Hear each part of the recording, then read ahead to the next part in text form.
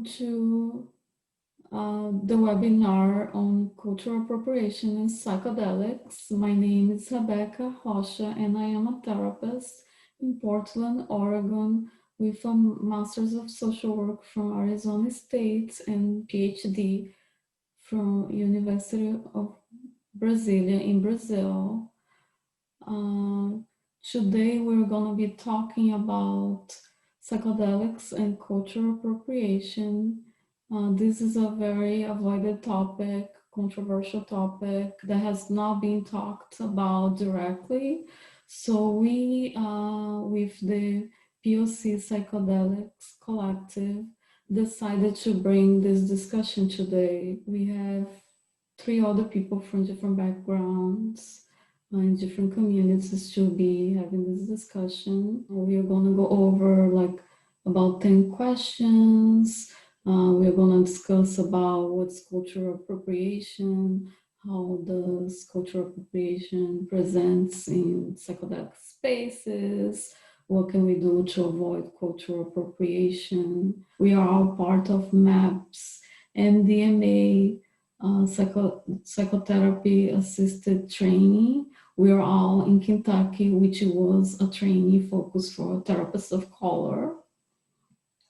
So we are all going to discuss what we learned from that experience as well. I would like to note that we attempted to bring leaders and people from the academia from outside of the United States, especially Brazil and Gabon.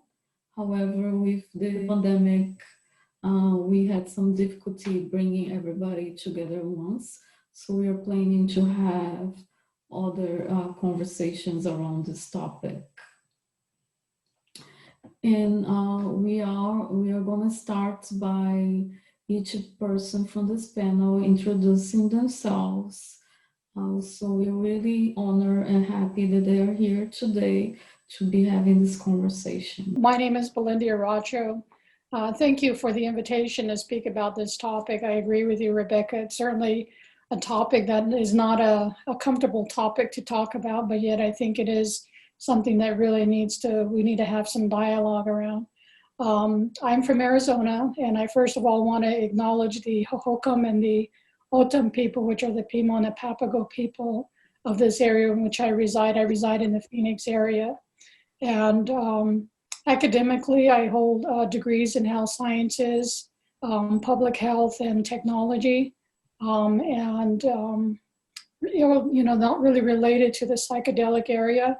But one of the things, I am a wisdom carrier.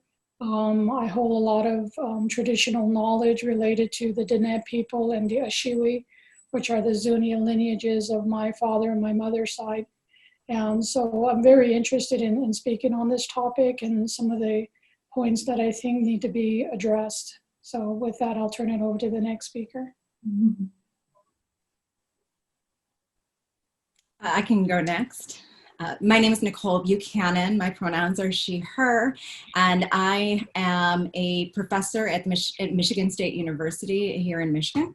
And let's see, I have been participating in the MAPS MDMA psychotherapist training. I was part of the first People of Color group. I've also been working with Flores on ketamine training and have been very interested in the ways in which psychedelics are beneficial for treating trauma in particular, because that is both my research background as well as my area of focus for my clinical work. And so I'm kind of new to this compared to some of the other people on our program, where it was only 2017 that I really began to learn anything about the healing power of psychedelics for trauma, and found that I was really quite angry that they had been kept away from people more generally, but then specifically as I learned more about the ways they had been part of almost every people of color group around the world. They had been a core part of our legacy, but now for many, they've been completely removed from our experiences. So I've been interested in the ways psychedelics have been systematically removed from communities, but also what can we do to make sure going forward we have better access and accessibility to these healing medicines. Mm-hmm. So Thank you. My name is Dr. Charles Flores. I'd like to thank Rebecca and the People of Color Collective for inviting me to this important panel, I think, and for the participants to come on and to engage this, because this could be, you know, a difficult topic for sure to discuss. So I was born and raised in the South Bronx, New York City, and I've migrated since then to the Bay Area. And academically, I have graduate degrees in marriage and family therapy and counseling psychology. My PhD is in East-West or cross-cultural psychology, and I'm Puerto Rican. So Puerto Ricans are we have European, we're African, we're Taino, Indian. We're all a mix. As many of we see this around the world. And I have a particular interest in this cultural appropriation with regard to sacred medicines. I was raised in the United States, and so there's a culture here of the melting pot, assimilation, all that experience in New York. And then there are our cultural roots that we have as POC, that when we connect and tap into them, they're not that distant, and they're there. And I was raised with some exposure to earth religions through, Lukumi or Santeria religion. And over the years, I've come to connect and see the value of native indigenous practices, which all cultures have ultimately, if we go back far enough. But many of our traditions are not intact, and those of us who have migrated or come to the United States, however we did, from other places, many of us have lost that. And so part of my journey through this is, and understanding cultural appropriation, is the tapping into the roots that I have that are within me, both Taino, Arawak, and African, and European. All those mixtures there, and so this is a complex topic, and so really looking forward to connecting deeply on this, or to the degree we can in the next hour or so. Thank you. So, like, to start, I thought about talking about what's cultural appropriation.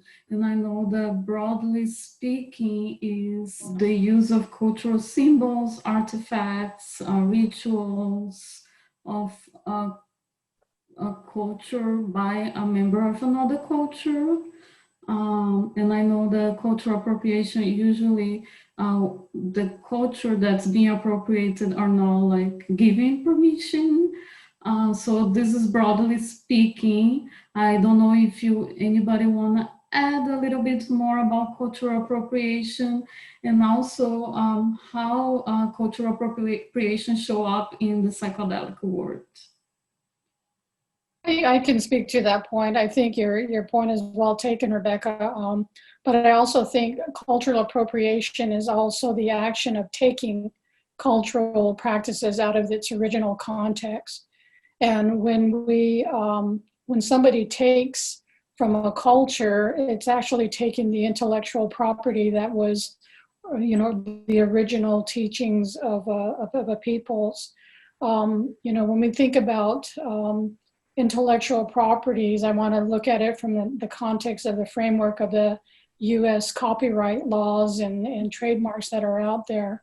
That is a standard framework for which the legal system in the United States works from.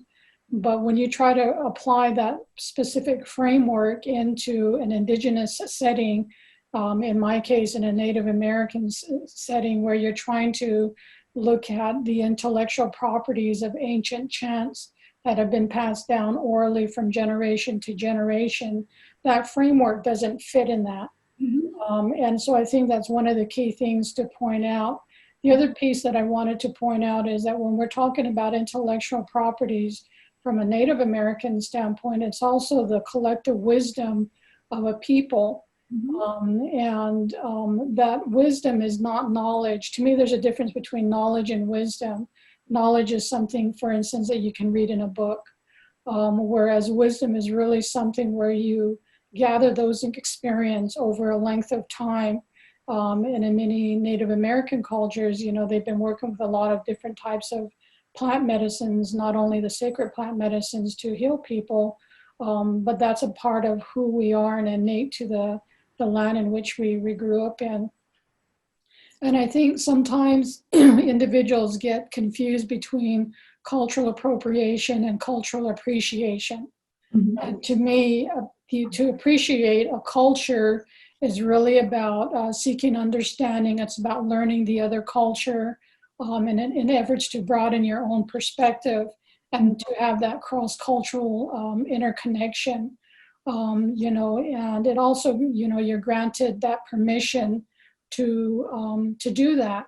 Whereas in the other context of a cultural appropriation, you're taking what is not yours. And so I wanted to lay that as a context from a Native American perspective. Does anyone want to comment on that? I'd like to add to that. So, the way cultural appropriation is such a large topic, and we're just going to be able to touch on some of the aspects of it. But I see part of this is really the convergence of globalization, where we have all this connection between cultures.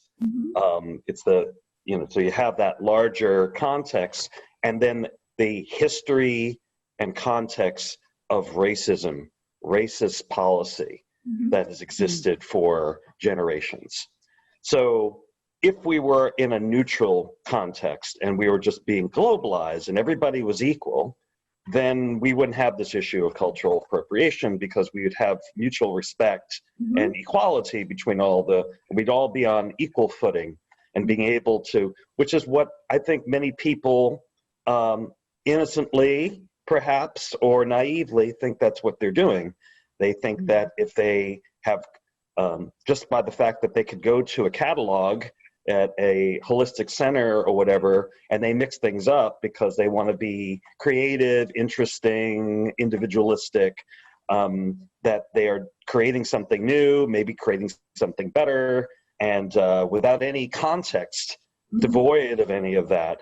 That's where we get things like cultural appropriation, where there really isn't, we're not standing on the same grounding.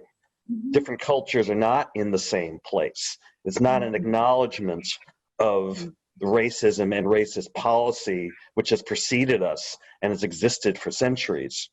And so because we don't have that, we can have these mixtures and could say, well, I just like to create and do what I'd like to do without having any deep knowledge, reverence, or respect for the things that I'm taking from. And, we all do it in innocent ways because, we have global trade and we're getting things from Pier 1 imports or whatever, we get these things from around the world, right? Things are made around the world. Things that are American are made in China, et cetera, et cetera. So since we have this commodification, extraction attitude, we think that that's what we do with everything, including things that have been deemed sacred by cultures for thousands of years without any sort of understanding. And this is really the challenge that we have. On the one hand, our individualistic view of the United States, that we take on that, we're creating something new, we're creating something better, because that's been the American experiment, right? All the cultures come together and we create something American or something bigger, or the sort of the value inherently of a deep wisdom that's held by cultures over centuries, and understanding that not everything that is new is necessarily better. That wisdom, some of it is primordial. It's something that's been there. It's something that we have to grow into. It's not something that we can read in a book and go get it and grok it and then make it better and make the 2.0 and the 3.0 and the 10.0 iPhone or whatever. There's some deeper understandings that we need to grow into as human beings in a lifetime. and a maturation process. So anyway, that's kind of how I look at it. It's like, and so when we have the discussions, it's in this larger context of history that and imbalance of power. And that's where we have to start. If we don't start from there, then we're kind of like, well, why can't I just do what I want? I'm creating something cool. So. Yes. But I was going to add, but you said the word right at the end, is this issue of power. When we're talking about cultural appropriation, it's inherent that we're talking about disparate power and somebody taking power over.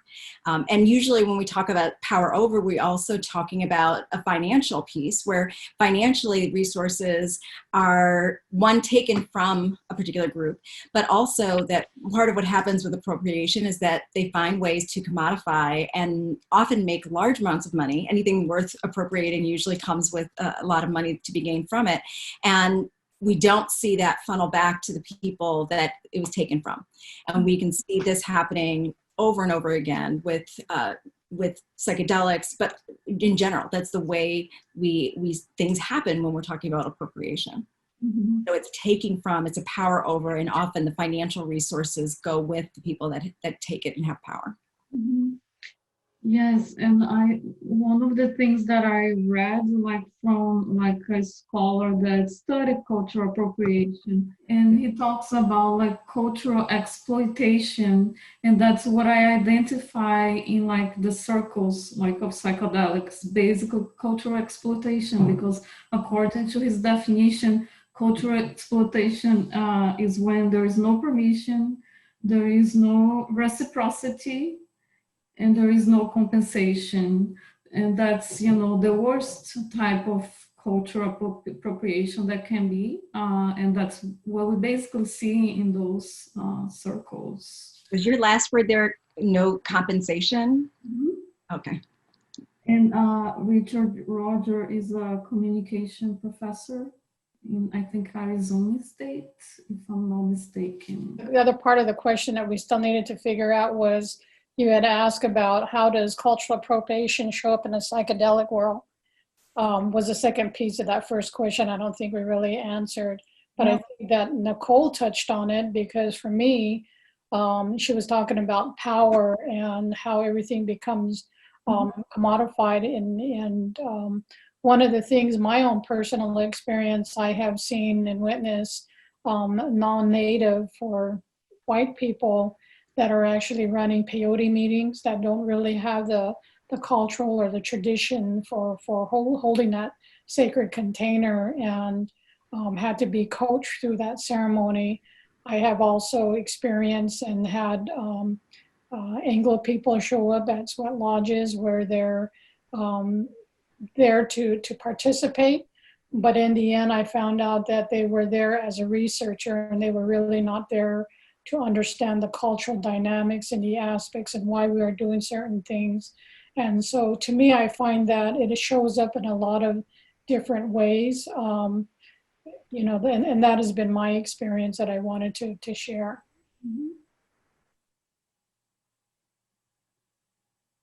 Yeah, I totally hear that. That's, and research has had a long history of that particular kind of abuse, the anthropology and such, that has, where it's not clear that you're actually an outsider, and the sense of wanting to be objective. So you're like, well, if you're a researcher, you can't really be a real insider, and you're biased, right? So, but that creates a real, and that's about a power dynamic once again.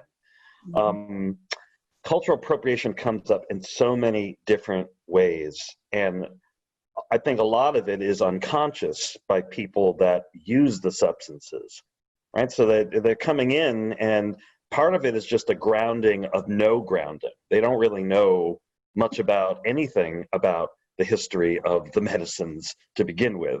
At some point, they just get it. They get it from someone, perhaps at a rave, perhaps at a festival, friends, whatever, at a young age, and they take it. And this comes from also it's about racism, but it's also about something that goes even before what we call racism. It's really about objectification.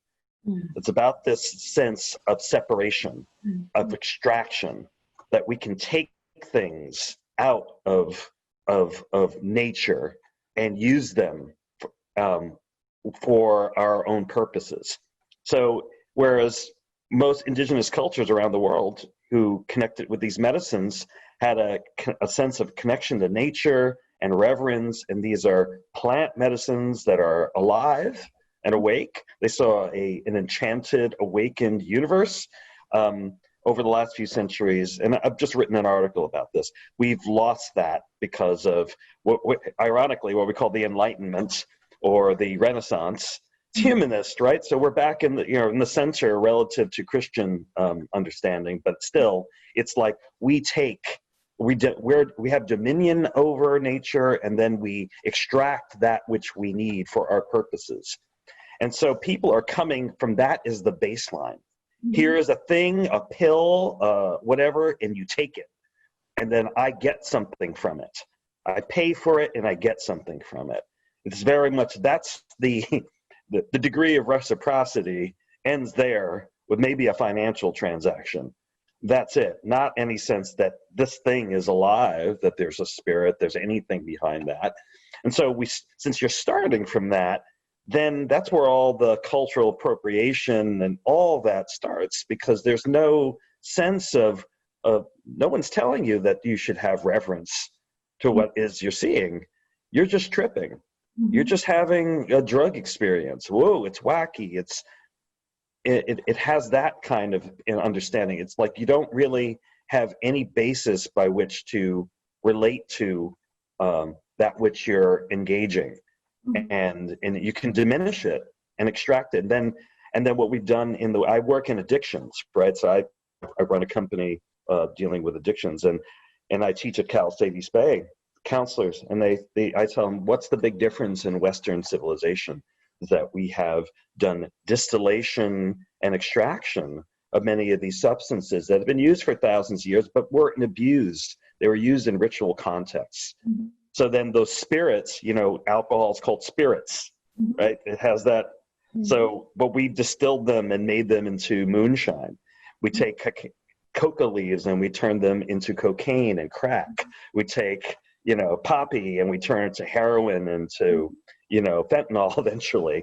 We do this. We want to make it bigger, stronger, faster. It's all the extraction.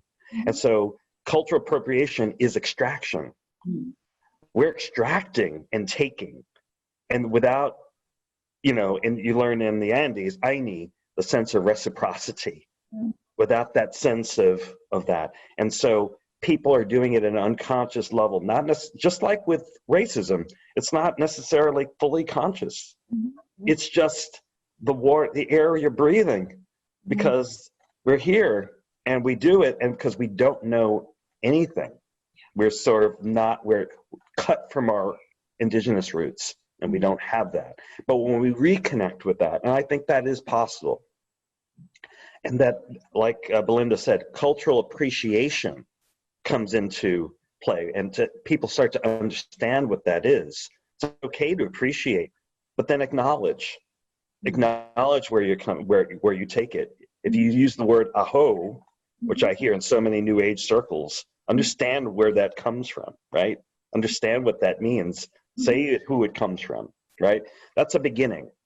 But it runs very deep. It's very hard, and even between different people of color, we might even, because we're all here, we're not even fully cognizant of how we might be borrowing, or we have something and we're doing yoga, we're doing whatever it is. Like, there's so much. Right, so it's not just a one-track thing, but I think that's the foundation and the basis. So when we do a festival like Burning Man, and you see tribal kinds of circles and behaviors and things that are taken, that's a great example of where there could be cultural appropriation. When people take medicines and then they name themselves superstar shamans or whatever they call themselves, and I've seen it all in the Bay Area. So it's like that's where we start to really see and feel cultural appropriation. Interesting. Yeah. That's great. If I think about where cultural appropriation shows up in psychedelics, one, there's just so many various ways it shows up, right? We could have days of conversation about that alone. But when I think about it from a personal context, if I think about just how did I come to know anything about this world, I was introduced to it through the book Stealing Fire and How to Change Your Mind. You know, books written by white men who had very little context. In fact, Stealing Fire, when they make the connections going back to Rome. They're not talking about the things that happen in Native peoples, indigenous peoples. So that to me, when we see how is it being sent out into the rest of the world, how is it becoming mainstreamed, they're talking about microdosing and Silicon Valley. So we have significant concerns in how it's being widely produced for the masses, and what messages are going along with that are also primarily messages about self-enhancement, not about healing and wellness and health. Is everyone ready to move on to the next? Yeah, let's move on, or we're going to be on this one for a long time. Yeah. So how indigenous wisdom is viewed and how whiteness dictates legitimate knowledge? Well, this is a loaded question. I mean, I can speak on this one for a while.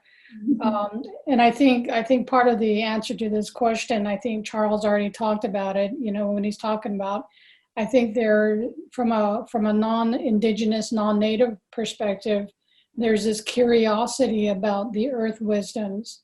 And I think part of the problem is that they're looking for a place to belong, first and foremost. And I think, you know, the answer to that belonging is really trying to research and understand their own lineages and go back in time, you know. And so a lot of the people, when I go out and I do speaking engagements, I get quite a few people asking, how do I even begin to do this, you know? And I'm really surprised by those types of comments.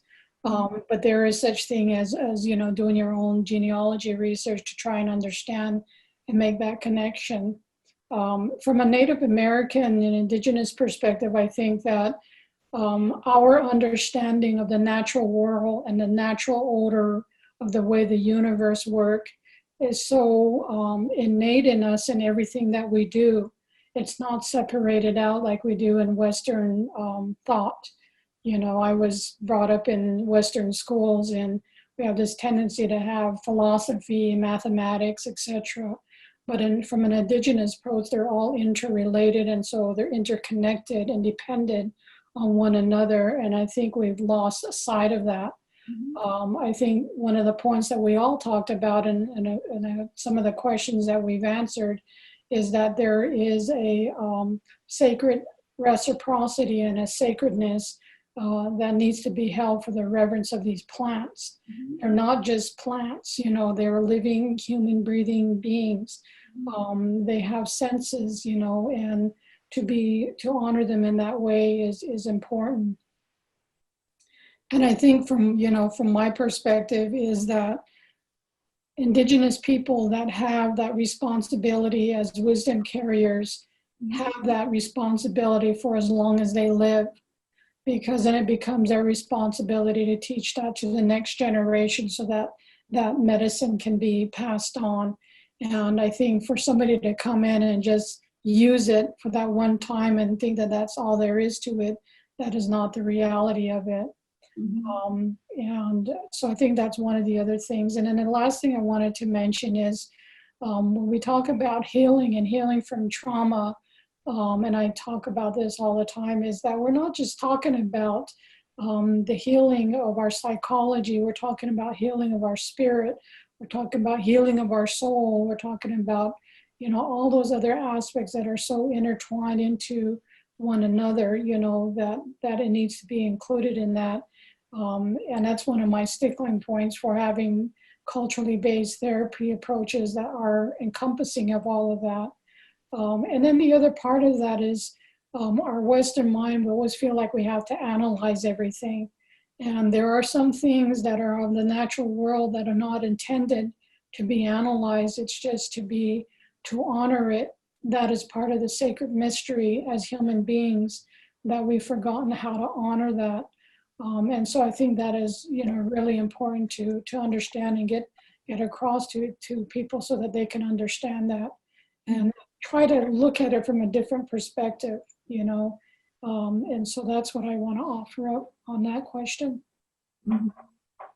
And I think some of your points are like really interesting, and that shows, that shows like the indigenous culture, how they describe those plants. They usually give like names like to make them human, like plant teachers, I think saint child, abuelo, abuela, mother, grandmother, grandfather, father. Names given to those plants, like there is a reciprocity between humans and plants and nature and other living beings. Yeah. And there is like a culture of dominance, right, between, in the Western knowledge and Western science. Does anybody else want to comment on that? I think they're connected, the two questions, right? So what is indigenous? How is it viewed? Well, we're coming, most of us, we're in the United States, we're coming from a Western context, which whiteness was created, right? So it's European.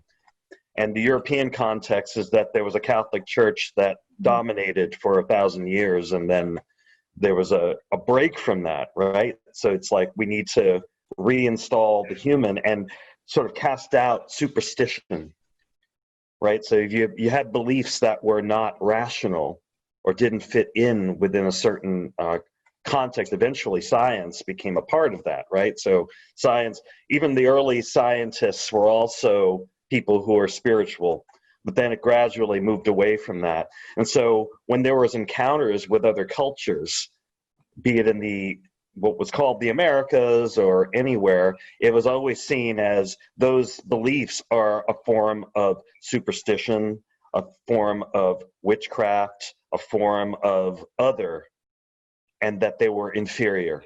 Mm-hmm. It started from that premise right from the beginning, that our knowledge, whether it was Christian initially, like, we have the correct religion, and that's been promoted still to this day with a correct religion, the right religion, or the scientific knowledge. If you weren't in that, then these ideas that things have spirits and all that is all from an antiquated, archaic view of the universe, and that we have advanced and we are above that, and we are using our minds and studying and extracting from matter that which is true.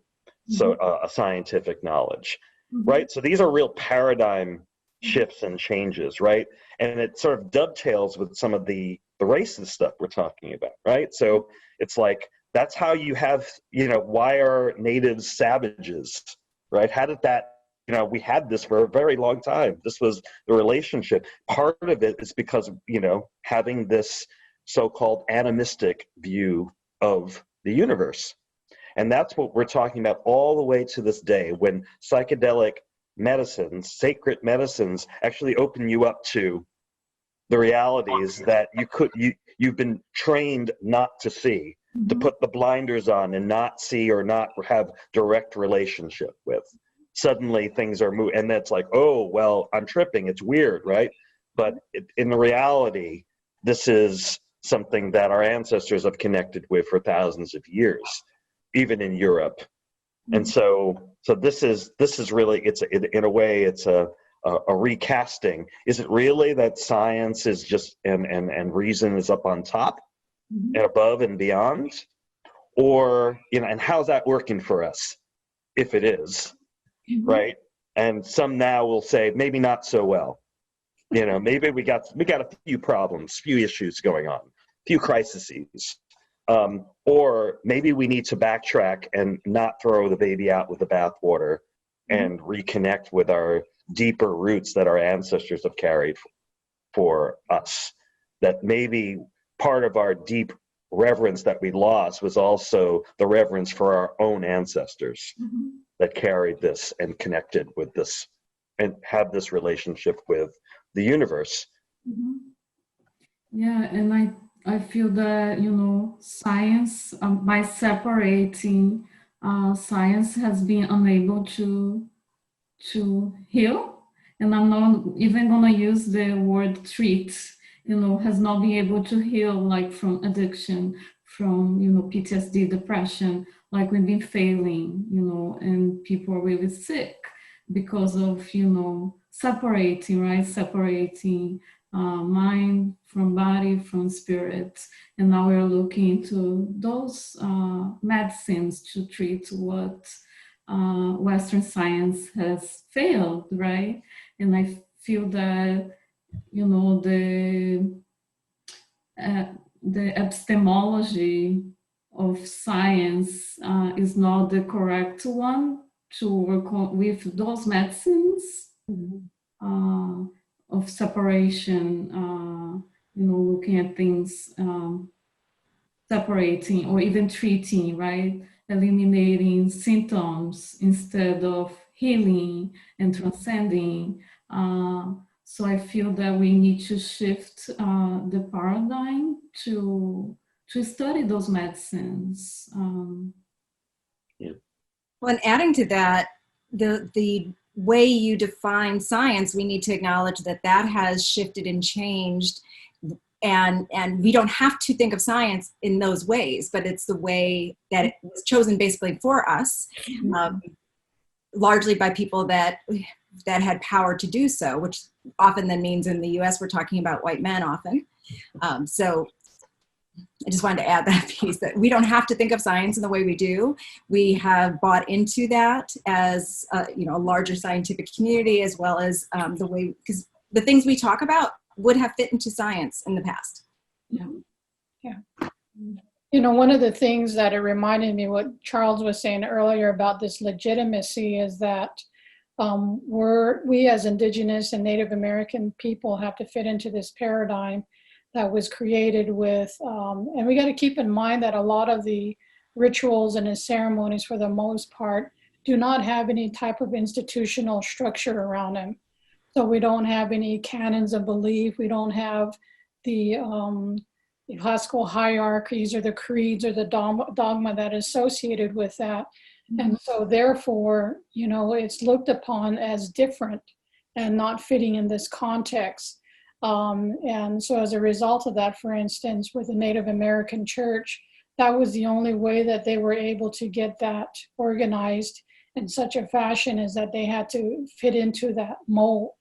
And so I think sometimes people don't understand that these ancient songs and these prayers and these ways of healing do not have any of that. And those are things that were created not by us as human beings. Those are created by the Creator and given us, and, you know, handed down from generations to generations. And so I think that is also one of those points where people feel that legitimacy is already given to them, say, for instance, in the doctrine of discovery that was brought over from Europe into this country. And we still are working from that paradigm, which, you know, in order for this to change, we need to look at it in a different way. So I think that is a great point that you brought up, Charles. Can we move along to the next question?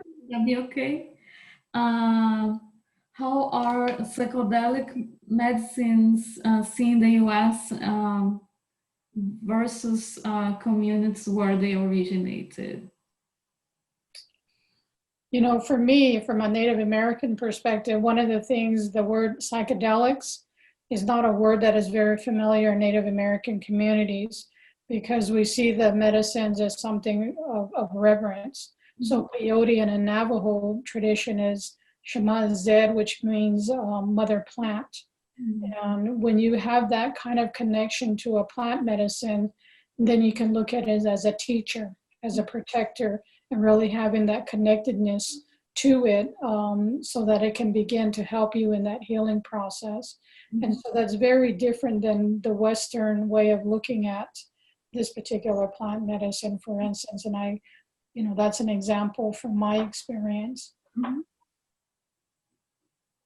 Anybody else want to comment on that? I think it's also another piece of it is in the U.S., what I've seen is that one, they're often seen as very dangerous because there's a lack of understanding.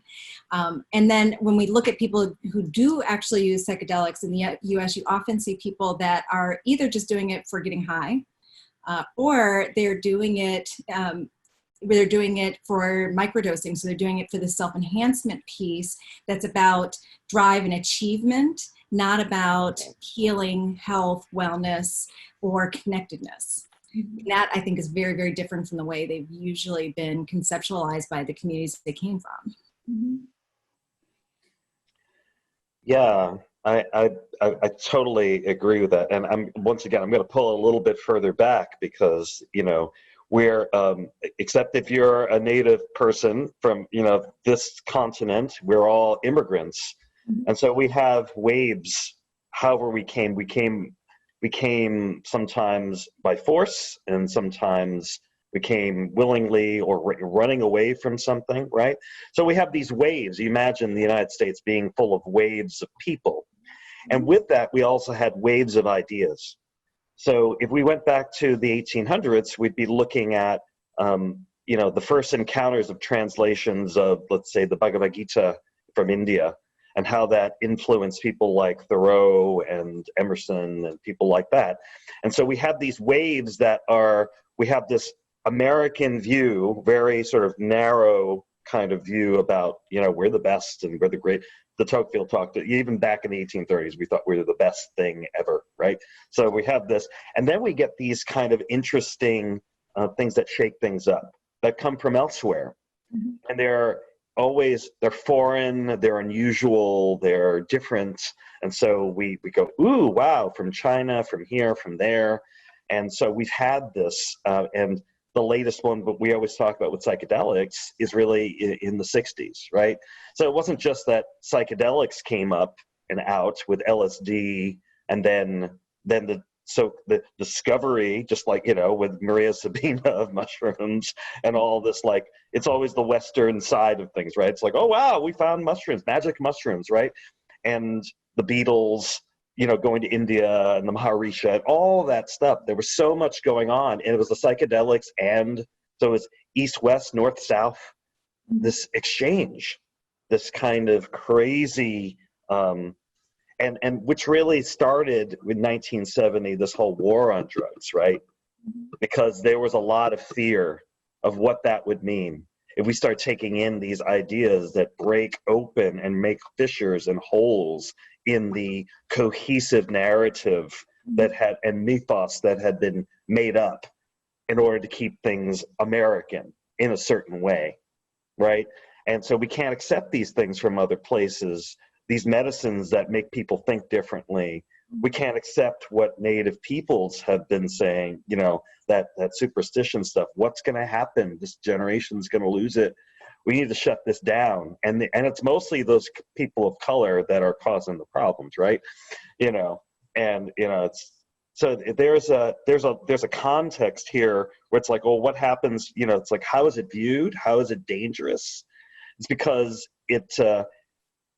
cutting off from our ancestry there's a price that is paid by doing that. There's a price paid for that.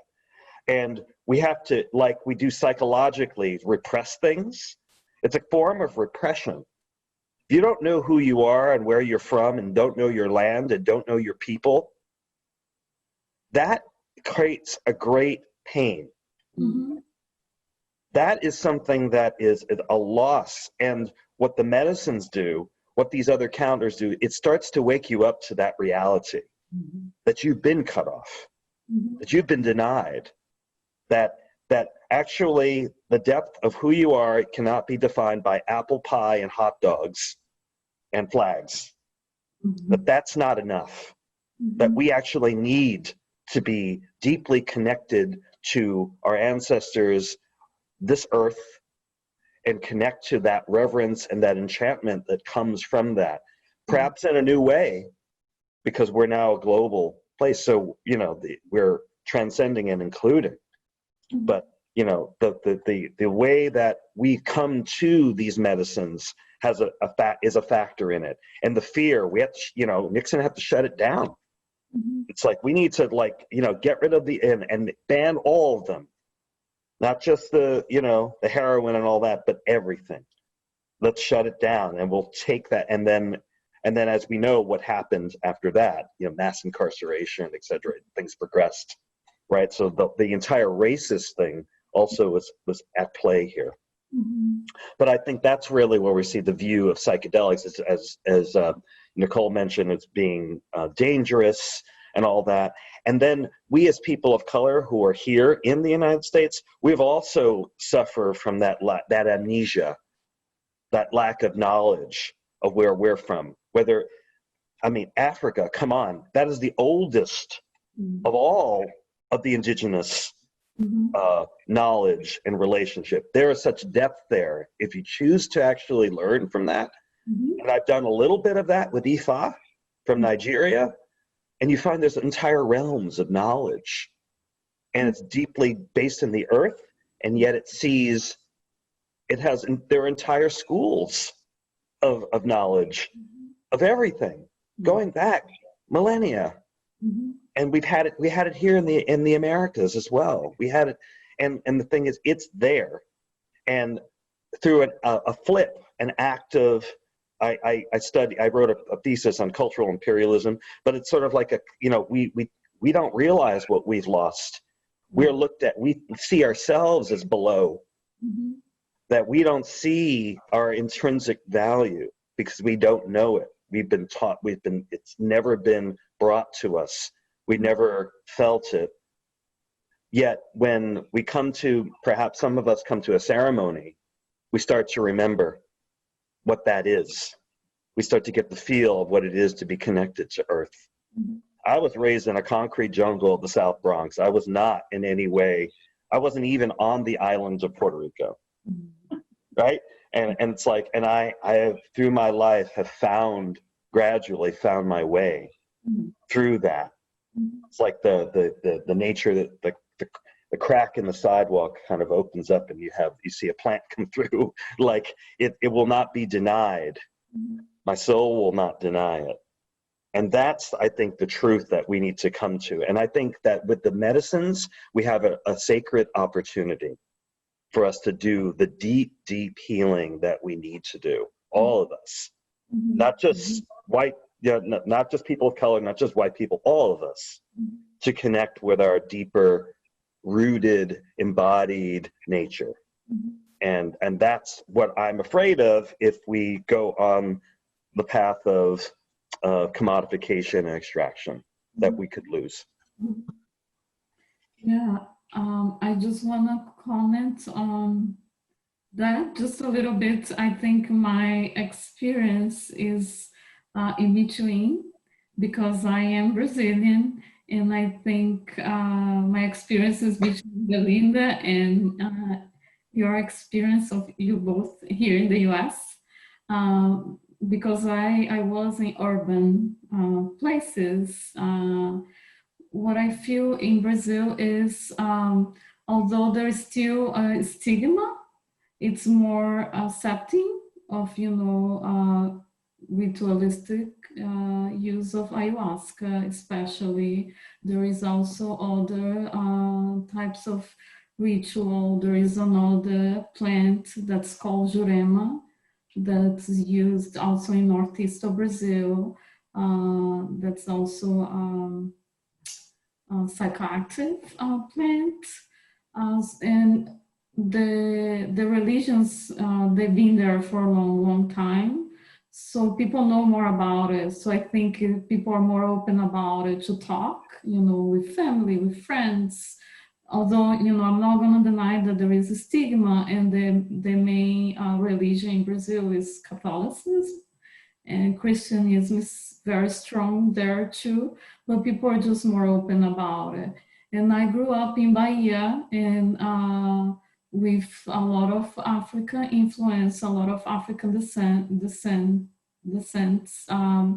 So I do have experience of, knowing about different religions and going to different like ceremonies and rituals and kind of experiencing a little bit of all. Uh, and I feel that for the integration piece is healthier, right? It's healthier for you to be able to talk with your friends and talk with your family. And that's something that I noticed here that was difficult for people like to integrate some of their experiences. So I just want to touch on that comparison to comparing this to Brazil.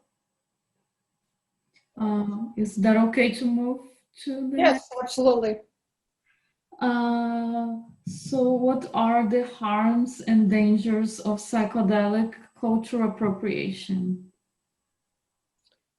I think that we've kind of touched on that, I think, throughout. There's certainly the disrespect and the degradation of the cultural essence of what we've been taught, and especially more so for the sacred plant medicine as well.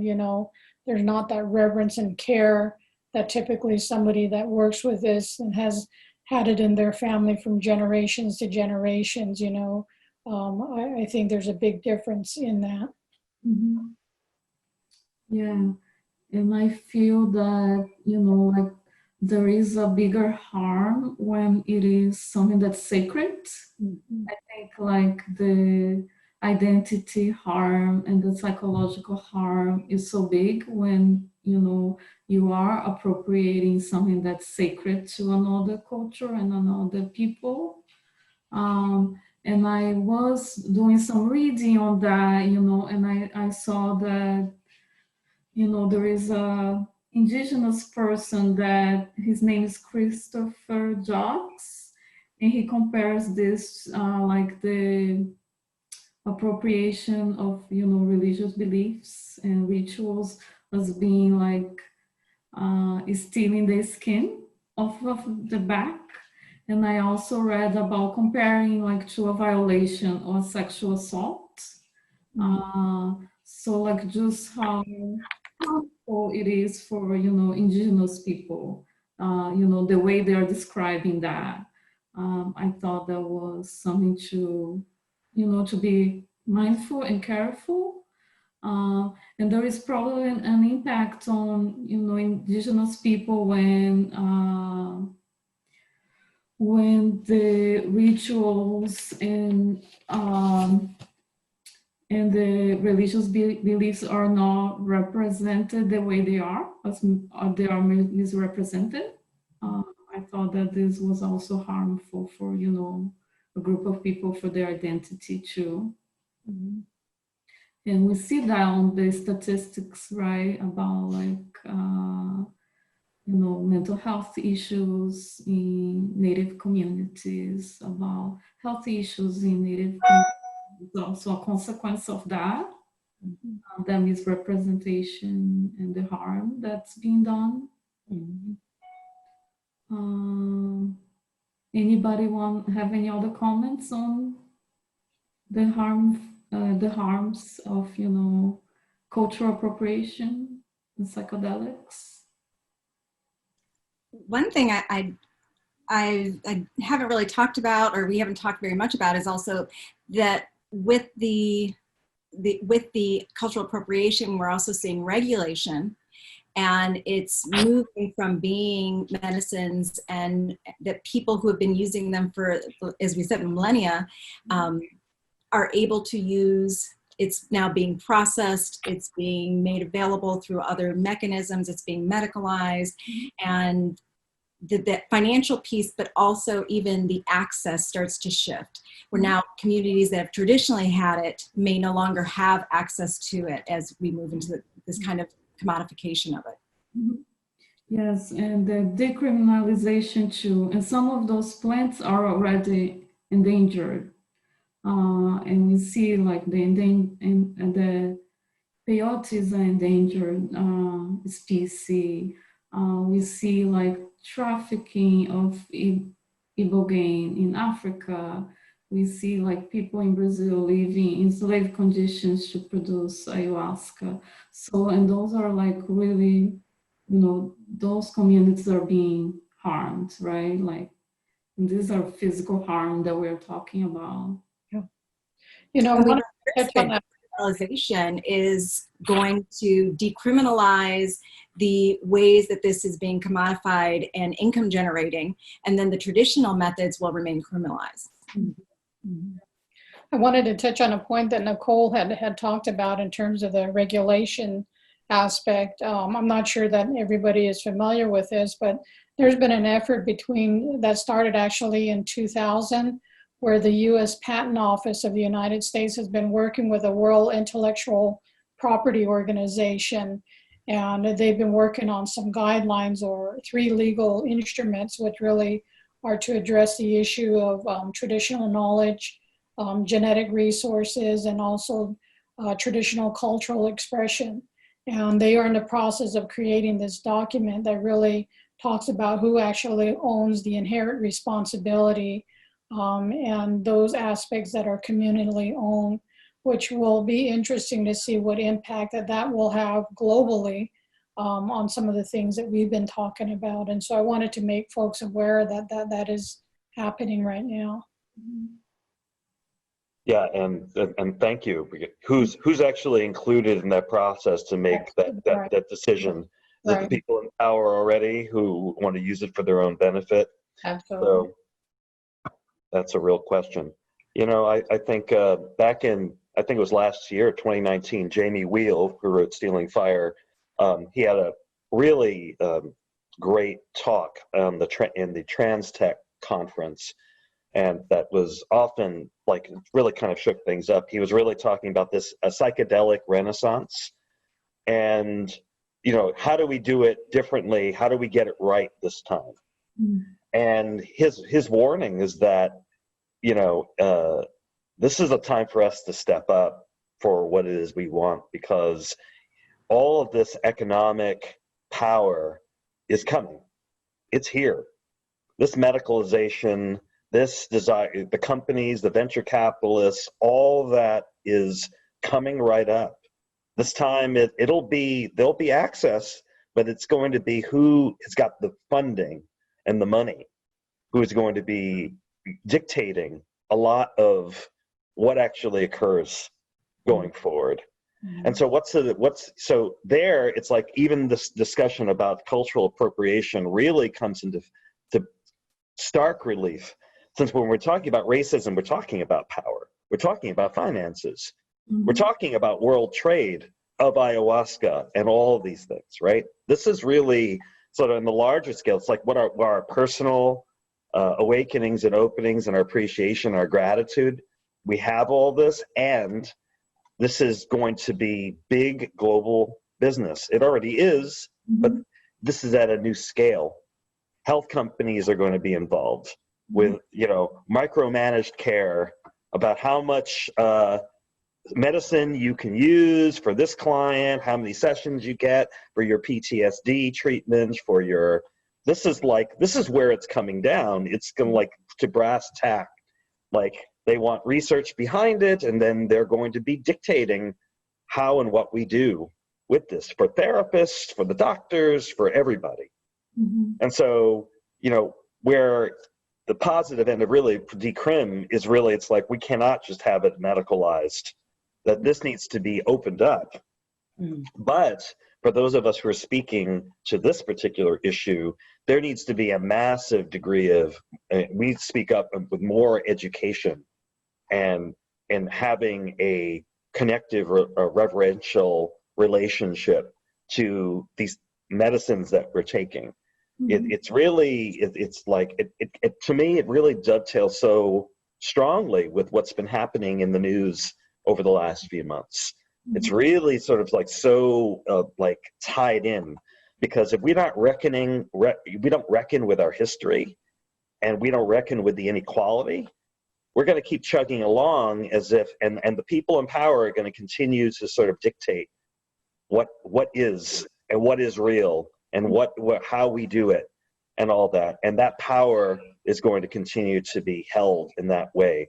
And you know, we could be losing a big opportunity where people are just taking these substances to cure a psychiatric illness and not really understanding the much, much larger opportunities that we have to heal ourselves, heal collective trauma, heal the environment, and have a new relationship with it. That's the real, that would be the tragedy of it.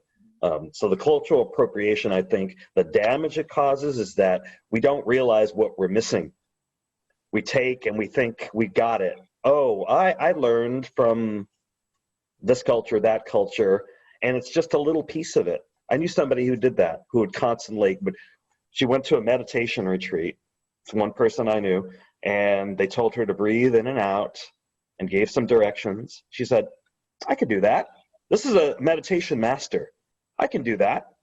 And proceeded to teach a few months later at a big famous center.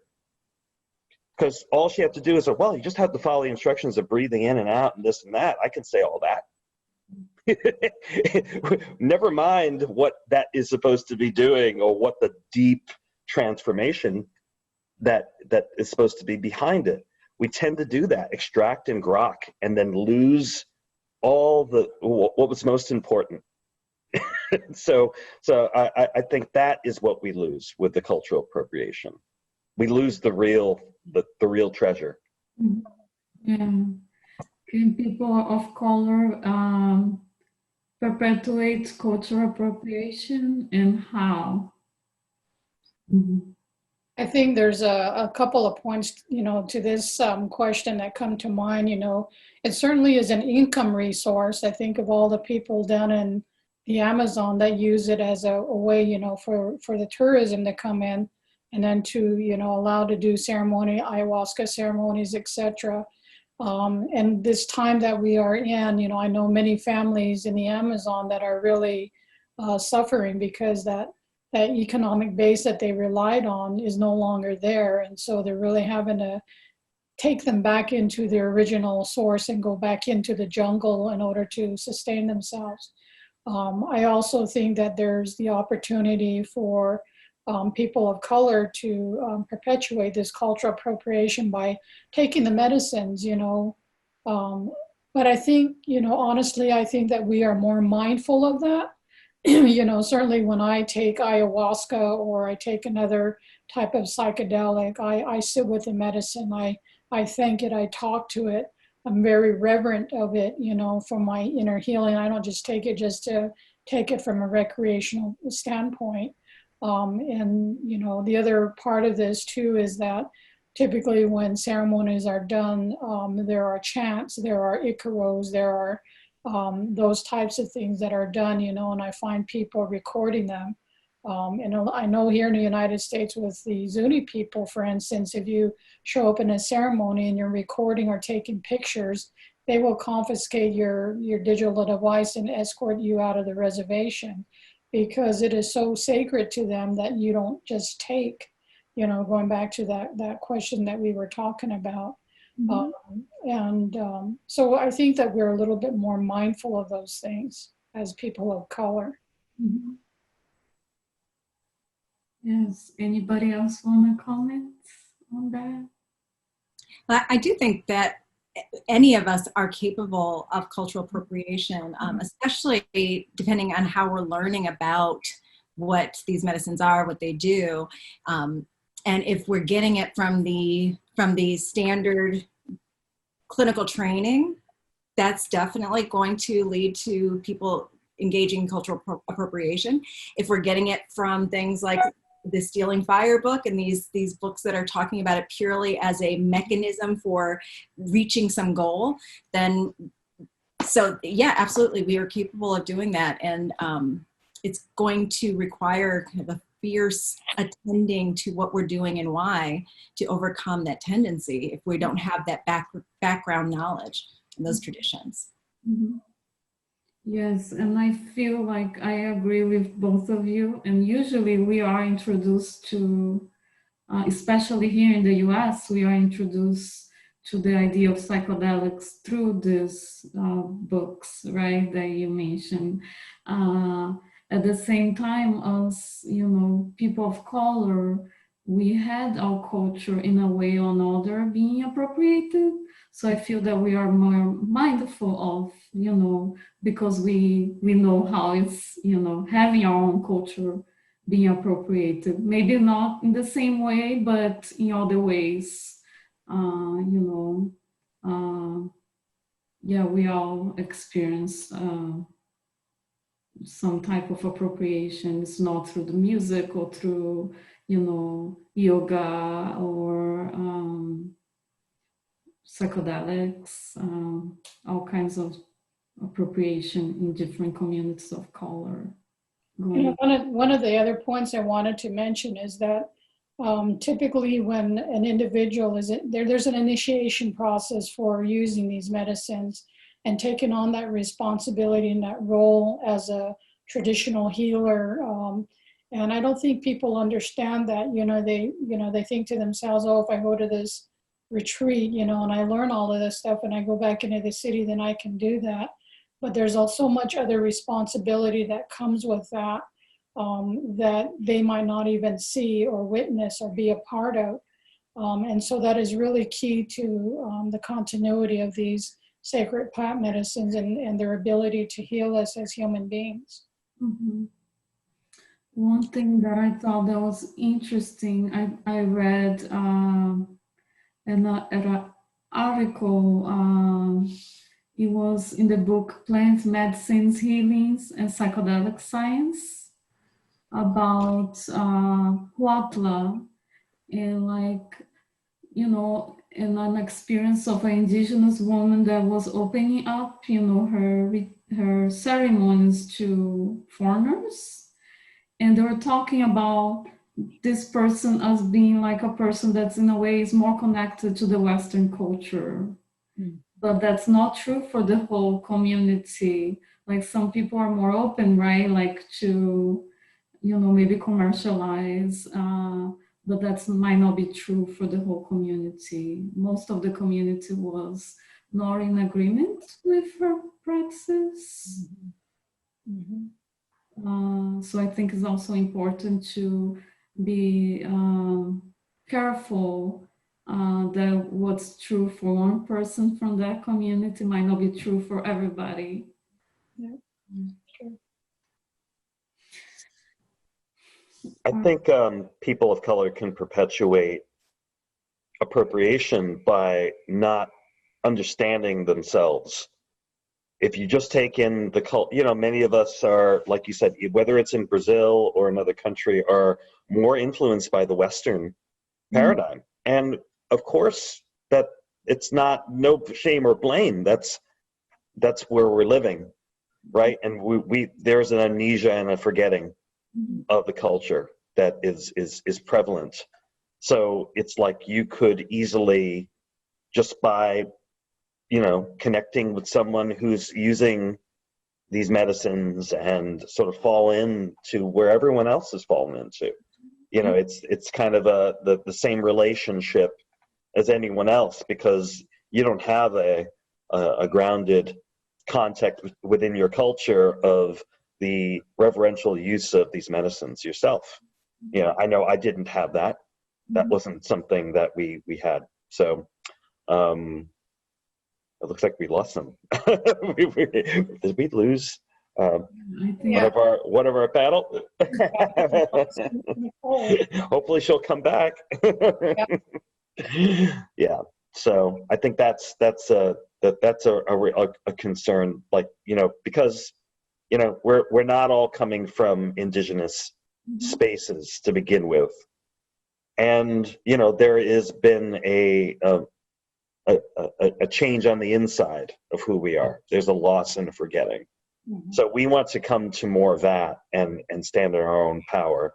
It reminds me of a movie from the 1980s, Stand and Deliver, where you had the teacher in Los Angeles teaching Mexican or Chicanos that they called them in the movie, in that movie, and reminding them, it's like, actually the Aztecs had algebra, guys. Like, we've got mathematics. We know this stuff, whatever. And he sort of pulled that out of them so that they could achieve and succeed in that particular realm. It's like, if we know that we have this, and that it's, this is not something that we're below, and below whites and others, that we have deep traditions, and we need to get to know them. I think that would be a way that we could not perpetuate cultural appropriation. What are the consequences of clinical use of those medicines for indigenous people and communities who have been using them originally? And I think we touched a little bit on that, but I don't know if anybody else want to add. To me, I think one of the things that I haven't mentioned, and I think that hasn't been mentioned already, is just the accessibility of these therapies for people of color in our communities. Right now, it's more of a rich person's way of healing. Unless you have the money, you have the ability to do that. And speaking from a Native American perspective, is that because we operate within a structure through the Indian Health Service, which is funded by the U.S. government, it's viewed in a different context. And so in order for an individual, a Native American person, to receive treatment in that setting, there needs to be clinical data, which is lacking right now. And to me, that's a big concern going forward. And so what will typically happen is people will go outside of that framework and do that more as an underground process, which in itself, unless you know the individuals that are, getting the right medicines and know how to administer and all those other kinds of things, I think it sets us up for some issues that need to be addressed going forward. So that's one of the things that I think, and I think that we touched on a lot of the other points as we were going through and answering the other questions. Mm-hmm. One other piece that we haven't mentioned yet is also the role of insurance companies and how they're going to end up being involved. And even outside of the insurance companies, part of what's happening is you have to demonstrate that people have had treatment failures for clinical diagnoses. So they have to qualify for depression or post-traumatic stress disorder under the DSM, which was not something that has any cultural relevance for most communities. So you have to demonstrate that you meet a diagnosis, that you've had this diagnosis for some period of time, and that you've had treatment failures with other medications generally. So that amplifies the number of inequities that are already existing for how people of color access mental health, and what kind of services do they get, and what kind of things have they tried or not.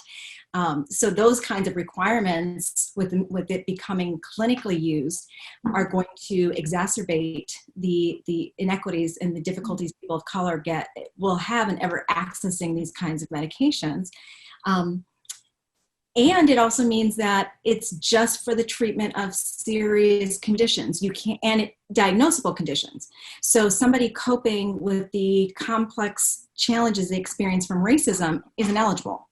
Somebody who is wanting to heal, to move forward from lesser conditions, lesser experiences, isn't eligible. Someone who knows that they have intergenerational trauma it's not available to them. So once this becomes a medical tool, it will become very, very difficult for people of color more generally to have access.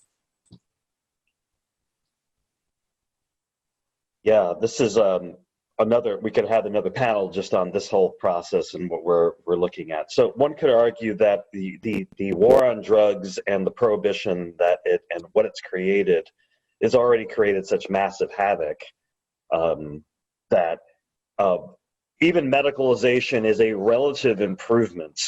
Like, some form of access is better than no form of access, right? So everything that we're talking about now is prohibited. It's underground.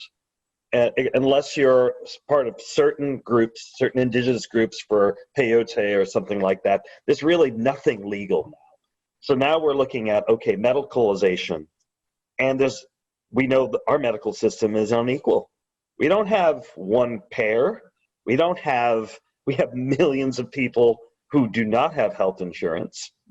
We have, and this is a constant fight, even just for health insurance, right? So we're having an issue just that alone. But as we medicalize, one could argue, yeah, we're actually opening up access for some people that perhaps wouldn't want to go to an underground ceremony or a festival or something.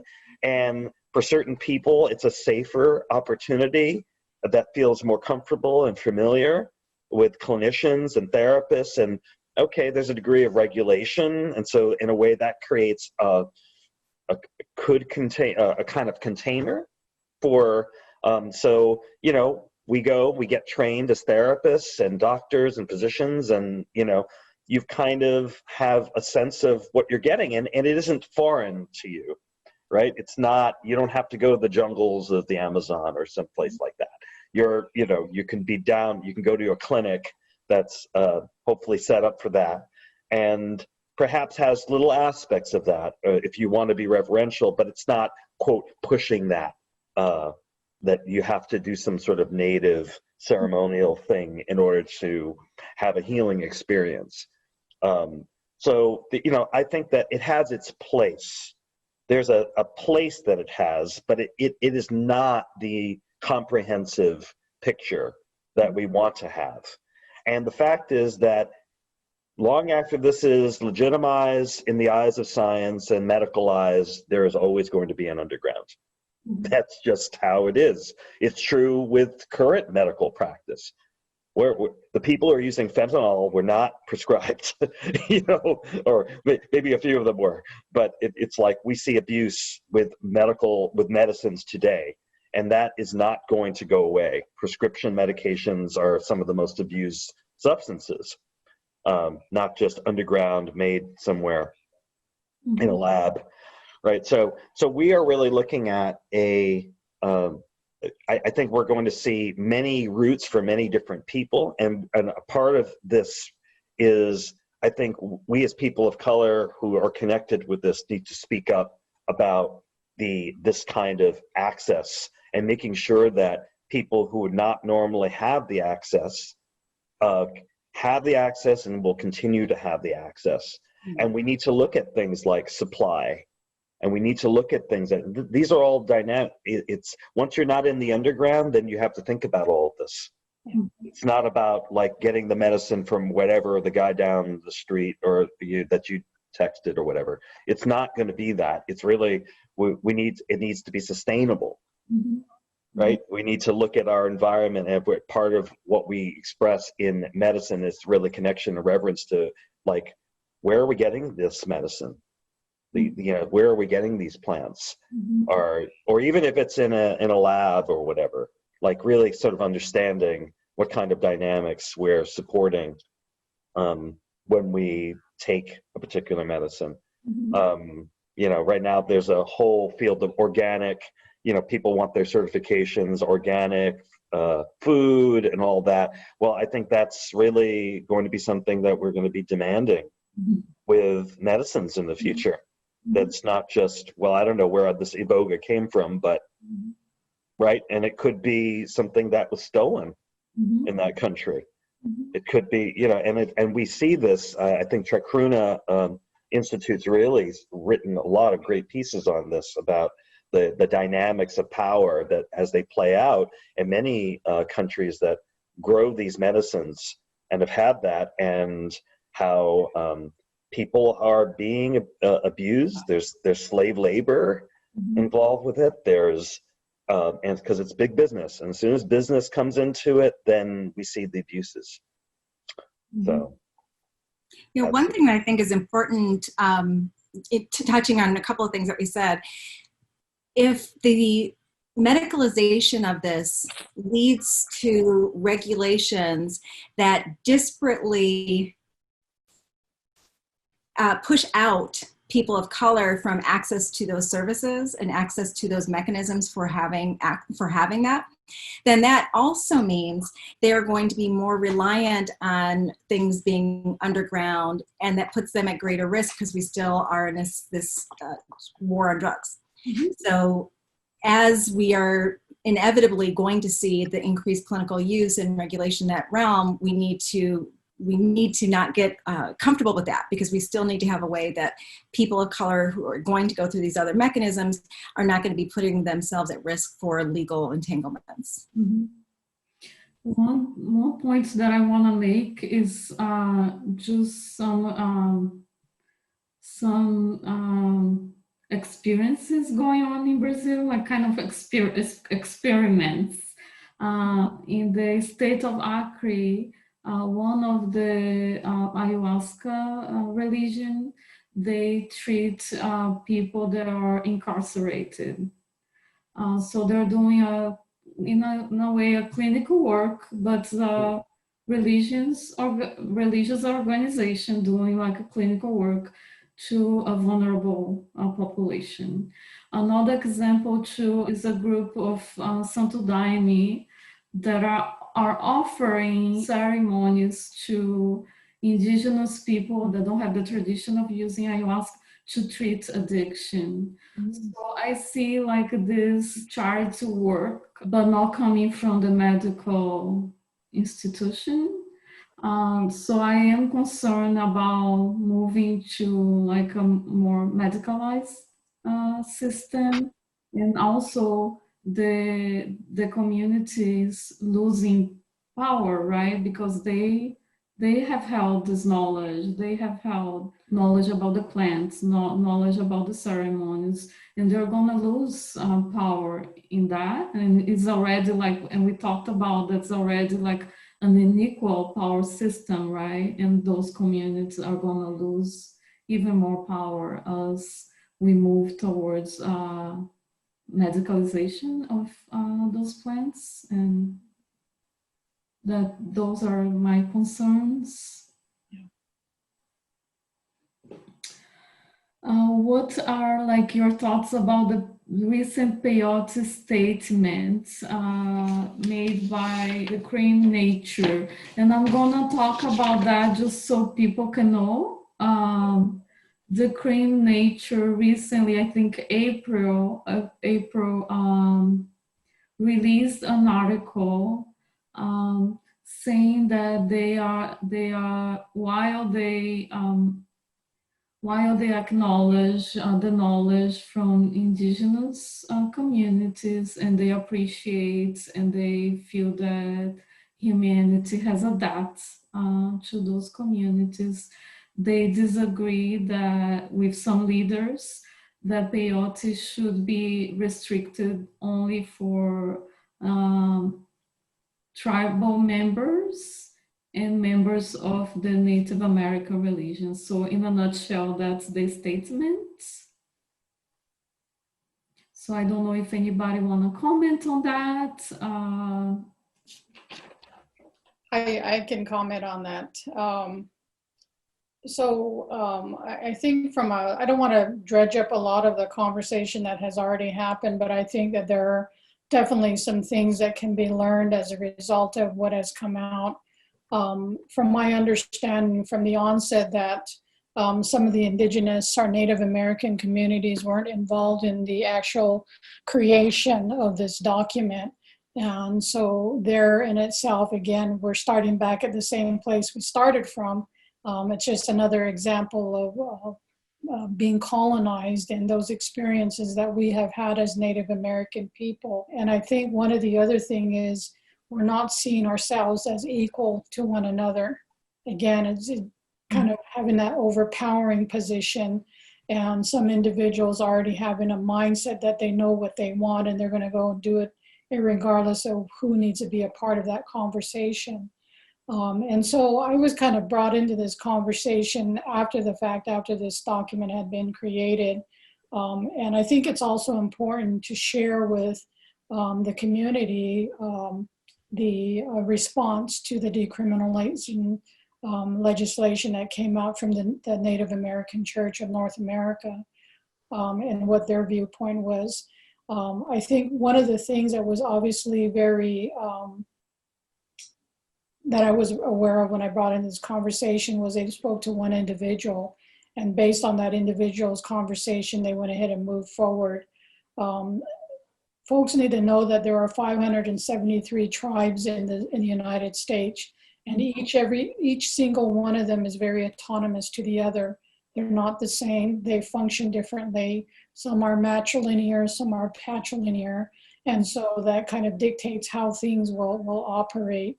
And so we first of all need to come to a place where we treat each other as equals, that Native American and indigenous people are brought to the table from the very onset of the conversation. Anytime they're creating these types of policies, so that there's inclusion in part of that. I think the other part of this is that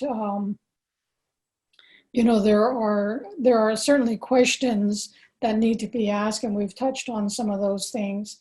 With regards to peyote, one of the biggest concern is we've got an issue of sustainability with regards to this plant that we are not thinking about. And I think the other thing is, I don't think any of the individuals that they've made the decision to move forward with the decriminalized nature kind of movement really took the time to understand the history. This is not Native American history. This is American history that we all share, and understanding all the dynamics that are involved with this. And even to this day, Native American people in this country do not have true freedom of religion under the Constitution. We have to rely on elements of the civil rights to exercise our religious rights in a lot of things that we do, which doesn't make any sense. And again, it doesn't fit in that paradigm that I spoke of earlier, that was brought over from the doctrine of discovery. And because we don't fit in that context, there are others that feel like they can go ahead and just override that and dominate that process. So I think it's really key moving forward with that. The other point that I wanted to make is, you know, asking a simple question like, what infrastructure needs are there or in place that we're already placing a strain on those already impacted systems? Mm-hmm. You know, and that is for me one of the key things that needs to be understood. The other thing was there seems to be so much urgency anytime of these policies are created to get them in and get them done right away. And one of the things that folks need to understand is that in a Native American culture, trust and respect are fundamental to building that relationship with them. And so if you're not going to take the time to sit down and have a dialogue and have conversation around whatever you're trying to create, you're already going to be called into question. Because again, that's from our history over the last 500 years, that is how things have happened to us. They say we're going to do one thing and then they turn around and do something else. Mm-hmm. You know, that's where the term speaking with forked tongue comes from. Mm-hmm. They're speaking one thing and then doing another.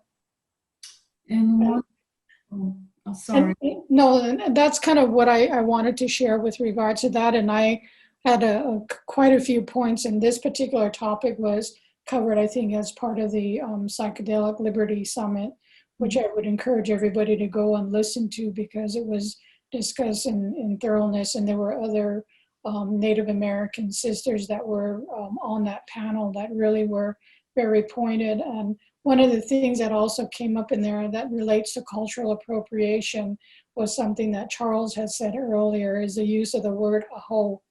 You know, there are only certain things that, you know, in terms, unless you understand what the meaning is, you don't just use it arbitrarily, you know, just because you get done with a prayer and say aho. You know, there's meaning behind that, you know, and take the time to understand that, you know, and so that's what I wanted to end with. And I've read that also that peyotism started like as a religion of the oppressed, and the dances were like to to win the conquerors, or to drive the conquerors away. So like if you go deeper, you see their roots too. Mhm.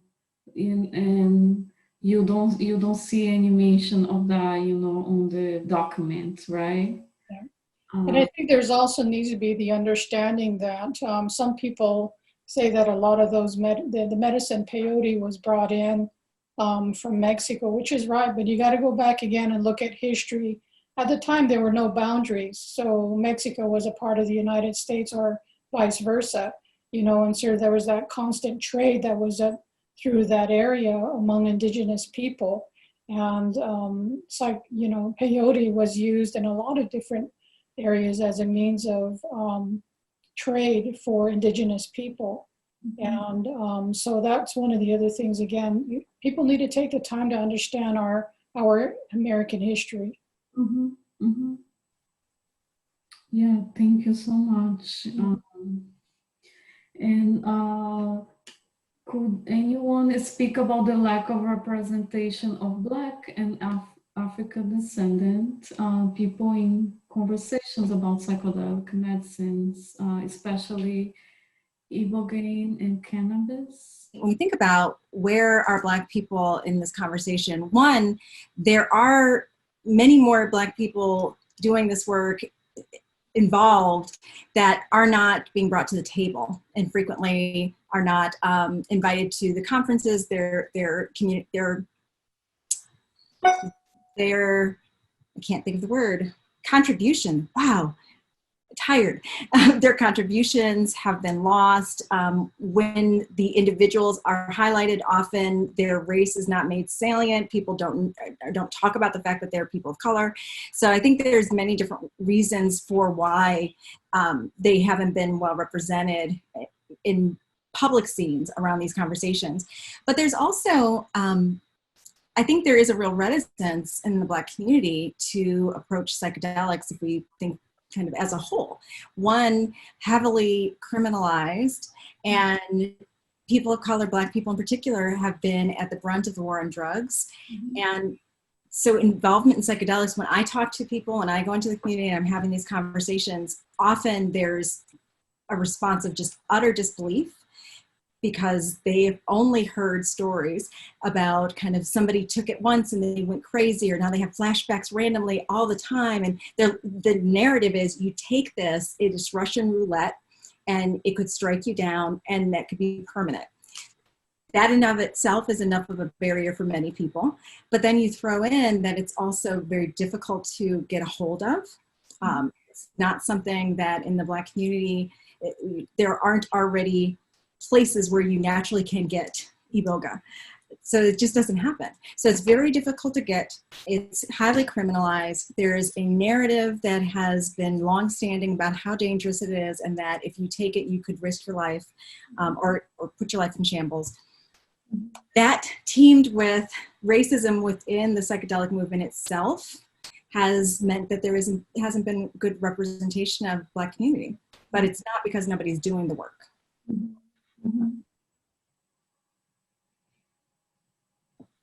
Anybody want to comment? Well, I think I'd just like to touch on the, since cannabis was mentioned, right? So iboga, maybe people could understand why you wouldn't know necessarily about iboga, because it's not from here, it's not something we have in the United States. And a lot of times, whatever traditions, for those who were connected to that tradition, are disconnected from that. But with cannabis, that is very prevalent in African American communities, many communities, right? And it's and then in fact you have people are aware, at places where I grew up, you'd have picture with Bob Marley and the Rastafarians and all that, and what's happened there. I think that what I've seen, and since I work in addictions, right, so much of that use is related to trauma. It's related to finding some sort of respite and relief from that. and it can become its own problem. Cannabis is a spirit, and the case of cannabis is complex because so much of what we have today is it's been extracted, it's been hybridized, it's been with chemicals. It's not like cannabis in its original state that people found it when they called it weed, right? And they still call it weed, right? This is something that has grown, and it's big business, and it's becoming bigger business, and it's made super strong, and it is a kind of spirit that it's not usually viewed that way or engaged that way. It's not necessarily always seen as sacred by people who use it. And it has the spirit itself has a certain character. So it's once again, it's like it's used as a drug and not seen in the way that we've been discussing. And so it's not whether people use it, it's about the relationship. And that and any of these substances have any of these medicines are medicines and poisons depending on how they're used and the relationship with them. And they can have a shadow side, and cannabis can have a shadow as well, and I've seen that. And so I think that it's not about banning, it's not about prohibition, it's about the relationship. And but I think there's been a deep need and a lack of support for the trauma that many who have faced, and that's why I think in some communities it's become such a powerful and often used substance that we see again and again.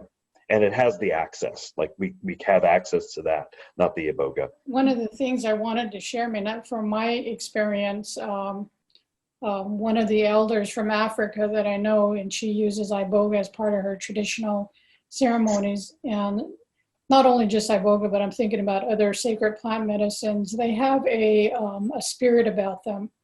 The mushrooms are typically used for the children, to get in touch with that inner child in ourselves that needs healing. Iboga is really, from my understanding, is utilized for, the ancestral lineages and making contact with that. And that's one of those other spiritual aspects that I think has been forgotten about and is not even talked about when somebody utilizes these psychedelic medicines. They just take it and, use it either as a recreational purpose and not taking the time to really integrate the experience that they're having and what they need to change about themselves. And so I think that's also something that needs to be, we need to be mindful about.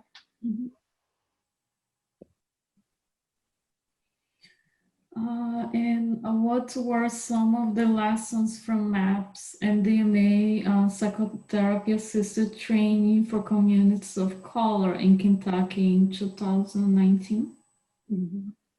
I wanted to just mention too that for me that was very evident was there was this lack of spirit first. In many indigenous and traditional healings, when we come into this physical realm that we are in, we come in a spirit form, and so does everything else in nature. That is just one of the universal laws that we need to understand. And so when we come from that perspective, then we're able to honor the plants, these sacred plant medicines, as sacred and carry them with a reverence. And I think that is so key moving forward in this movement that people need to get, and they need to understand that. Second of all, for me, that is really important is really making sure that the therapeutic treatments that happen in a clinical setting are really culturally based programming, so that they reflect the population in which they're being served. It was kind of interesting because I remember having a conversation with a psychedelic therapist, and they were saying, we're waiting for these people to come in and get treatment. And I kind of thought about that for a minute, and it's like, why are you not even going out to meet them where they're at? you know, they're not, if they're not going to have the resources to come in and sit in your nice clinical setting, where they need your help is they need for you to be in the community. And so just that basic understanding, I think those were some of the takeaways for me from that, that training. Mm-hmm. Yeah, I can say for me, I've been thinking about this a lot lately. That training was something I'm incredibly, incredibly grateful to have participated in. I just physically being in that space for a week changed me. Changed me in a lot of, like, I started this creativity side of mine, making jewelry and things that I never had prior to that. So that it was something that was unique and precious for me.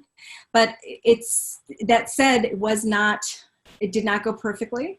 And one of the things that was really driven home for me is when you take something that's been established, used for, done with white people, pretty much only white people, and then you just try to change and tweak a little thing, like splatter a little bit of color in there, and then present it to a room of people of color, it's not going to work. Yeah. One thing that was really obvious to me is that they were completely unprepared for the fact that we would have many people in that room who had generations of experience with this medicines. They hadn't thought about that. They hadn't anticipated that. And then what that would mean was not accounted for.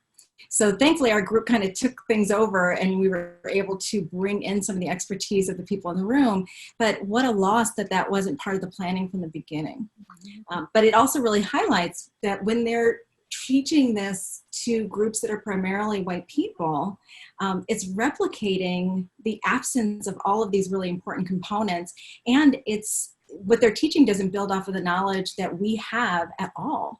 So hopefully that is something that will be dramatically changing as they move forward. But it was really obvious to me in that particular training. Mm-hmm. And the fact that we were the first group, I think 44 of us maybe. I haven't heard of a second group, but how are we going to have enough people available to do this work for the amount of trauma that we are seeing between historical racism, intergenerational trauma, the effects of COVID, which we haven't really talked about in this talk, but the way COVID is disparately impacting communities of color and the trauma in its wake, as well as our unprecedented times in the witnessing and outrage around police brutality and all these other functions. We need many more of us ready to do this work. 44 is not going to cut it. And I don't ask people to do anything underground because the consequences for us are too hard. So where are we going to have access? How are we going to do it? And I guess I'll say the other piece, many times people think that if we have a lot of people trained, but they're all white, that will somehow be okay. There's an article coming out in the Journal of Psychedelic Studies, and it was three Black women who had gone through Part C of the MDMA assisted training, where you get an opportunity to actually try the medicines. And two of them experienced obvious microaggressions from their white therapist while they were in this vulnerable state, while they were in a position they could not leave. And all three of them had content that was about the history and experience of being Black women that the therapist didn't catch.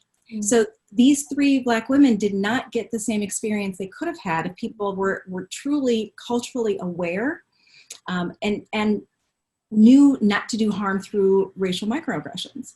Mm-hmm. So I don't think we can just depend on white people to provide this medicine for our people. We need to be able to do it. And part of what that particular MDMA therapy training program showed is we're not going to have the numbers ready anytime soon, not going through methods like this. Well, what's occurring to me is that maybe there might be some viewers that don't even know what we're talking about because maps and all that. So, so right. So, go back and see what we're talking about. Kentucky, yeah. So it's basically MAPS has been sort of the organization that has been the forerunner to for specifically of all the medicines, MDMA. MDMA is the, ecstasy, that sort of thing, but really in its pure form, not the recreational form, which could be cut with various things. And there's been a lot of research that has come through MAPS, which really has shown that it's very effective for PTSD. So this is part of the medicalization process that, that people will have an opportunity with this particular medicine to really resolve their PTSD. It's much more than that, right? So this is only about the research and about the medicalization and allowing it to happen, right? So we have, and that the MDMA itself isn't just a synthesized drug like LSD. It actually, there is a correlate with sassafras, sassafras trees, that there's an element that is used in the creation of MDMA. Mm-hmm. And so that was a big aspect that was missing when we talk about the Kentucky training, that Belinda and some others were not going to ignore. Like, this is like, when we didn't start with the war on drugs and MDMA being banned in 1990 or whatever it is, for any sort of research or medicinal use. It goes back to the land, to the trees, and we need to show our reverence and respect toward these plants that have provided that for us. And taking a trip in Kentucky to the trees themselves and giving our gratitude and our thanks becomes an integral part if you're going to have a training with people of color, and to set the rails correctly. That, it starts in our reverence, it starts in our respect, it starts in, yes, spirit first, which can seem so trite, if you just say that. But what's behind it is really about having our priorities straight first. And that's including us as people of color. Why so many of us of us 44 have grown so much since that training, realizing the weight of that which we carry, the depth of what that means for us to be only one of 44 therapists in the country that's being trained this way, and really saying, oh, wow, this is a huge responsibility, and there's a profound duty that we have. And I don't want to just have a bunch of mass-produced trainings for POC so we can do it quickly. Quick doesn't necessarily mean good. We could be causing a lot of damage if we just have people who are poorly trained. So really about improving our trainings and connecting with the depths of what we offer as people of color in this particular realm of psychedelics, and really sort of coming to terms with that. And I feel really privileged to be a part of this first group, and being able to speak on forums like this, to start this ball rolling as this thing gets rolled out. And it's like in the nick of time, because, as I said, the other forces are doing their thing. I've been on conferences where the venture capitalists, they have their companies, they never heard of psychedelics, or they've never really dealt with any of these things, maybe a little bit of cannabis, and they're putting in millions and billions of dollars toward it. This is already here, and they're waiting with bated breath to put their investments and get their investments back through a business. So I think that we're really an important group to begin with, and I think MAPS is grown from that as well. Every person I've talked to in MAPS, in the organization, has really been impacted by that experience in the heart of Kentucky, Louisville, Kentucky. Imagine. I was honored to be there, and also very grateful, especially for meeting all the people, because I feel that we are also isolated, and I felt like really no connection in the spaces that I've been. For lack of diversity and lack of, meeting people like me, like myself.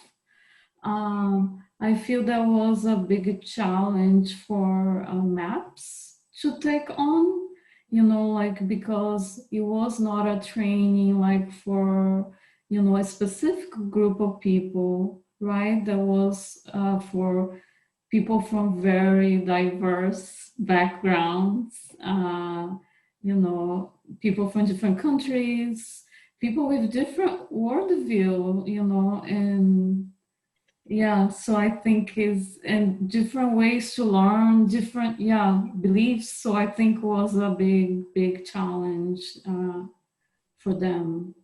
Yeah. Um, yeah.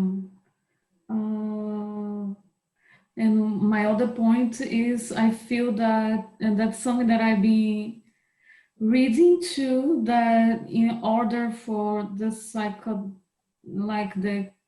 clinical use of psychedelics to work for people of color, I think there is a need of changing the paradigm. Mm-hmm. Because in a way, this is based on the Western science, right? Okay. We are jumping in not like only the training, but everything. It's based on this paradigm, right? The studies, everything.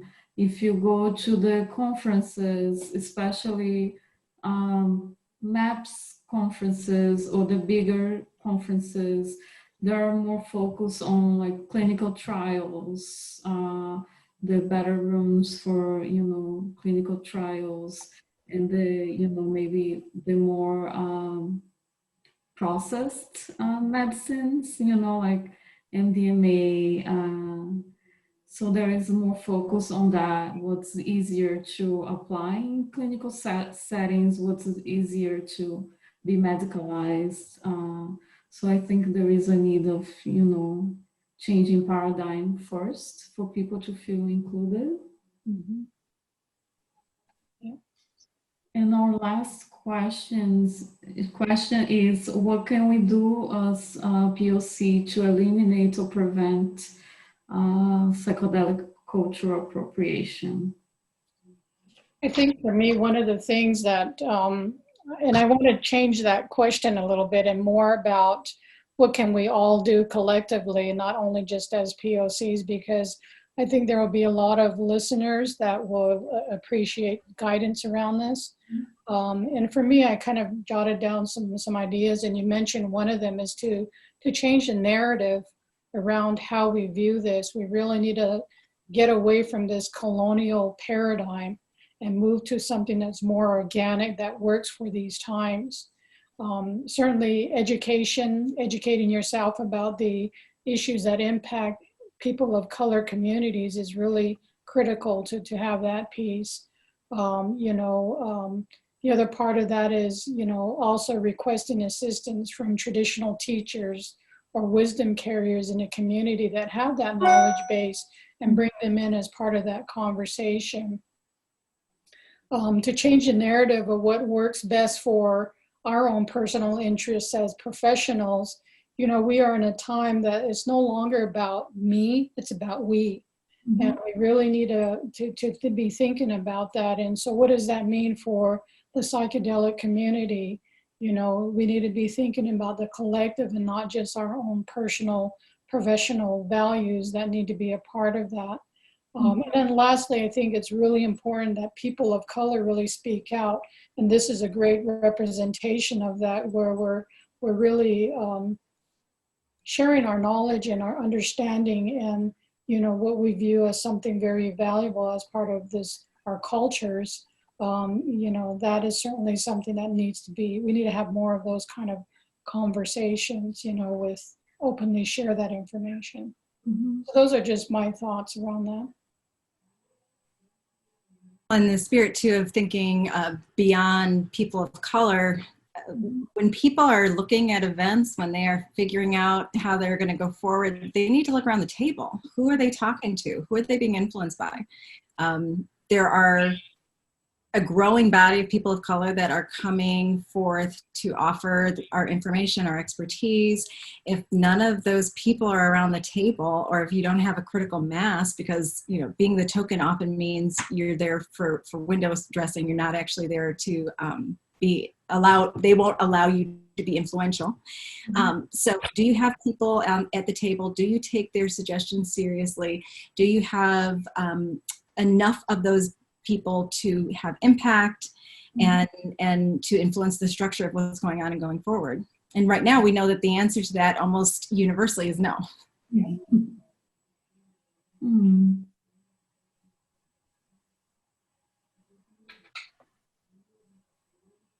Yeah, I really like the way that Belinda framed this challenge, because I tend to step out and I go, okay, well, cultural appropriation is really about, it's relating to this larger conversation about how to be anti-racist, anti-colonialist, and the colonization is inside of us in many cases.